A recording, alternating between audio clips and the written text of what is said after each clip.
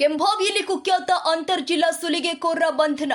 ಸುರಪುರ ತಾಲೂಕಿನ ಕೆಂಭಾವಿ ಪೊಲೀಸ್ ಠಾಣಾ ವ್ಯಾಪ್ತಿಯಲ್ಲಿ ಬರುವ ನಗನೂರು ಗ್ರಾಮಕ್ಕೆ ಹೋಗುವ ಮಧ್ಯದ ರಸ್ತೆ ಮೇಲೆ ಹೋಗ್ತಾ ಇದ್ದ ದ್ವಿಚಕ್ರ ವಾಹನ ಸವಾರಿಗೆ ಅಡ್ಡಗಟ್ಟಿ ಹೆದರಿಸಿ ಅವರ ಬಳಿ ಇದ್ದ 25,000 ರೂಪಾಯಿ ನಗದು ಹಣ ಮತ್ತು 2 ಮೊಬೈಲ್ ಫೋನ್ಗಳನ್ನು ಸುಲಿಗೆ ಮಾಡಿಕೊಂಡು ಹೋಗಿದ್ರು. ಕೆಂಭಾವಿ ಪಟ್ಟಣದ ಪೊಲೀಸ್ ಠಾಣೆಯಲ್ಲಿ ಪ್ರಕರಣ ದಾಖಲಾಗಿದ್ದು 4 ಜನ ಸುಲಿಗೆಕೋರರ ಬಂಧನವಾಗಿದೆ. ಆರೋಪಿಗಳು ಆದ ಸಿಂದಗಿ ತಾಲೂಕಿನ ಅಂತರಗಂಗೆ ಗ್ರಾಮದ ಬಂಧಿತ ಆರೋಪಿ ಯುವಕರಾಜು, ಯಡ್ರಾಮಿ ತಾಲೂಕಿನ ವಡಗೇರ ಗ್ರಾಮದ 2 ಬಂಧಿತ ಆರೋಪಿಗಳು ಆದ ಸುನಿಲ್ ದೊಡ್ಮನಿ ಹಾಗೂ ಶಿವಕುಮಾರ್, ಶಹಾಪುರ ತಾಲೂಕಿನ ಬಿದ್ರಾಡಿ ಗ್ರಾಮದ ಆರೋಪಿ ಸಿದ್ದು ಅಲಿಯಾ ಸಿದ್ದಾರ್ಥ್. ಈ 4 ಜನ ಬಂಧನವಾಗಿದೆ.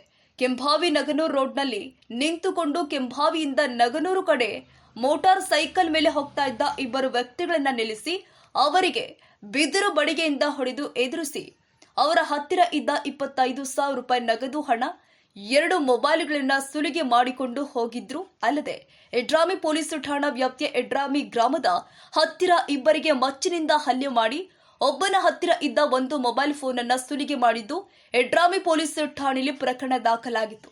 ಸೆರೆ ಸಿಕ್ಕ ಆರೋಪಿತರಿಂದ 2 ಬೈಕ್ಗಳು, 11,000 ರೂಪಾಯಿ ನಗದು ಹಣ ವಶಕ್ಕೆ ಕೆಂಭಾವಿ ಪೊಲೀಸರು ಪಡೆದುಕೊಂಡಿದ್ದಾರೆ.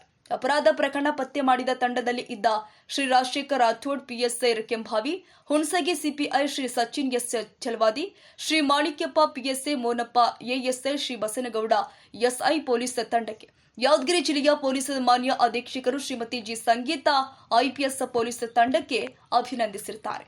ವೀರೇಶ್ ಶೆಟ್ಟಕಲಕಿ, ಕೆಂಭಾವಿ, ನ್ಯೂಸ್ 81 ಕನ್ನಡ. ಕ್ಷಣ ಕ್ಷಣದ ಸುದ್ದಿಗಾಗಿ news 81 Kannada YouTube channel subscribe ಮಾಡಿ. ಹೊಸ ಸುದ್ದಿಗಳ ನೋಟಿಫಿಕೇಶನ್ಗಾಗಿ ಬೆಲ್ ಐಕಾನ್ ಕ್ಲಿಕ್ ಮಾಡಿ.